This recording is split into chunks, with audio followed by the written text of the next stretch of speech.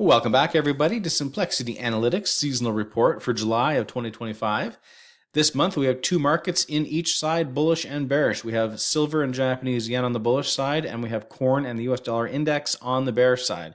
We're going to take an in-depth look at corn and the US dollar index, and we're going to take a look at the S&P E-minis. As always, we do this every month for the E-minis. But note, we're not going to have a silver heat map on the website this month, and that's just because silver does not translate well into heat maps, but still remember that it is the most bullish month of the year for that market. Let's start things off by looking at the corn market. So July is the most bearish month, which we've already discussed.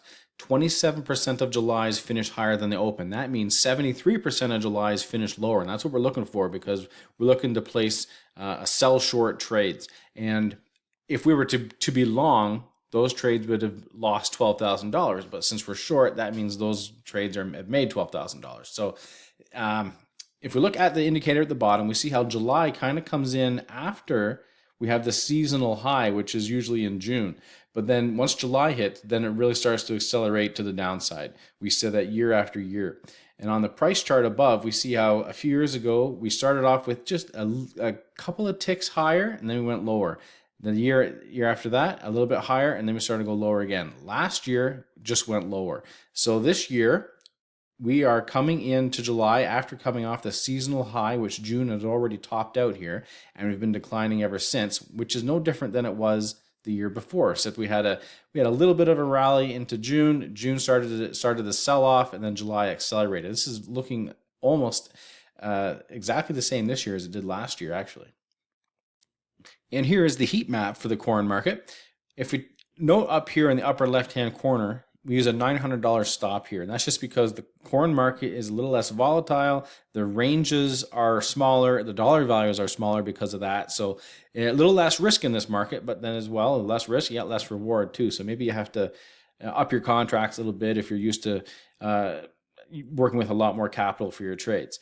So if we're looking for the areas of this month that are the hot spots, well, that is everything except for the beginning and end of the month. This part right in the middle is where the big money trades are.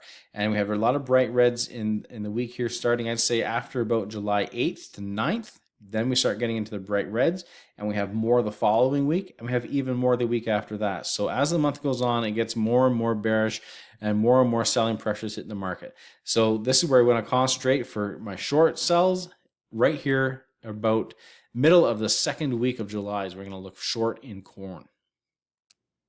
And here is the seasonal chart for the US dollar index, with July being the most bearish month. 36% of July is finished higher, so it is a weak month, and long trades have lost just over $10,000. So we want to be short DX in July. If we look at the seasonal indicator at the bottom, we see how when July comes in, we usually have a little tick upwards and then it falls right off. We've had that each of the last number of years. And the price chart above bears that out. A couple years ago, we saw a couple ticks up and then it fell right off. And then a couple years ago, we had a flat week and then it fell off. And then last year, we had a flat week and then it fell off. So this year, let's see what happens, and let's see where the heat map shows us to focus in on.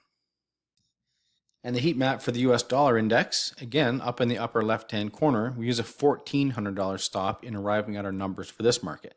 So where do we focus our eyes right now? Right dead center in the middle of the month. That's where the bright reds are. The week after, we have a few bright reds as well, but most of the days are pretty neutral with whites. We got one green, we got a couple of greens and reds at the bottom. We have greens in the first week. Second week is not bad. We have a lot of red, but it's more so the lighter red, which means the winning percentages are lower, the dollar values are lower. But right here is where to look. The week starting Monday, July 14th, we have 4 out of the 5 horizontally are bright red. And then we have 4 out of 5, then we have 5 out of 5 on July 18th, the Friday. So this whole month is this week here is very bearish, and that's where we want to be looking to trade short trades in the dollar index.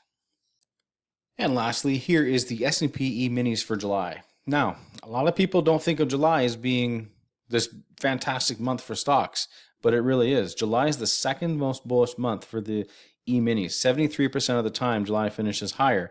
And look at that number. The Julys in this back test have made a combined $58,000. That's the second most of any month after November. November has made something like $75,000, just blows every other month away. But July at 58 is also very, very high. So this is a very good month for stocks historically. And if you look at the seasonal indicator at the bottom, we see how July comes in maybe end towards middle of June or so. We have that little seasonal low spot, and then July comes in and we scream higher. And look, there's July a couple years ago. Here's July last year. It really kicks off a seasonal rally for stocks. So let's have a look at the heat map and see if we can focus in on this even better. And here's the heat map for the S&P E-minis. And I got to say, this is a little bit disappointing. This is the second best month, but we're not seeing a ton of bright greens here. So what does this mean? Well, it means, yeah, we're definitely still going to be bullish for this month, but it's going to be hard to pinpoint a time to really focus in on this market. And maybe the reason why it does so well in the backtest on the seasonal data crunching is because maybe it's just incrementally all month long, just little gains, one after another for the entire month, rather than these big swings up and little swings down, which some of the other markets or months might have. So this is a very bullish month. Where can we focus in on? Well, the very first week, July 1st on, we have a lot of greens, although most of them are the lighter green and not the bright lime green here.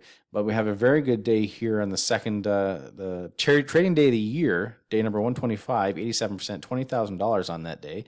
And that carries in with some follow through the next week. Same thing on a trading day of the year with some good percentages as well. So there's an area. And the second area here, I would go after this lone red bright day here on the date of July 16th. Then we head into a couple of back-to-back 5-day holds. And this one is 78%, and this one following is 83%, $20,000. And this is the fourth best one of the entire year. So there's the next area where we could look the Friday or on the Monday, looking to get long in this market as well. And then we have a couple of bright greens here in the last week. But really, I would focus in very, very first of the month, and then maybe these 5-day holds for the S&P E-minis for July. Thanks for watching. Remember to like and subscribe and hit that notification bell so you're notified on our next videos. Simplexity Analytics, making complex trading simple.